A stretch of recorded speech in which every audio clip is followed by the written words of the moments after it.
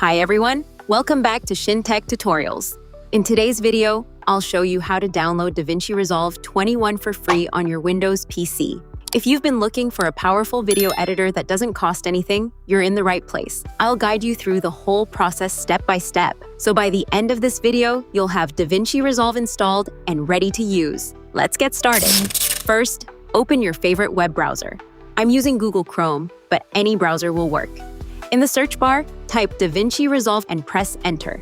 The first result should be the official Blackmagic Design website, so go ahead and open it. Once you're on the website, scroll down until you reach the download section. You'll see two versions available. One is DaVinci Resolve Studio, which is the paid version, and the other is simply DaVinci Resolve, which is completely free. Click on the free version. Next, choose your operating system. If you're using Windows, select the Windows option. If you're on a Mac or Linux, just choose the version that matches your computer. Now you'll be asked to fill out a short registration form. Enter the required information and click Register and Download. After that, the download will begin automatically. When the download is complete, open your Downloads folder. If the installer is inside a zip file, extract it first. Then open the extracted folder, right-click the installer, and select Run as administrator.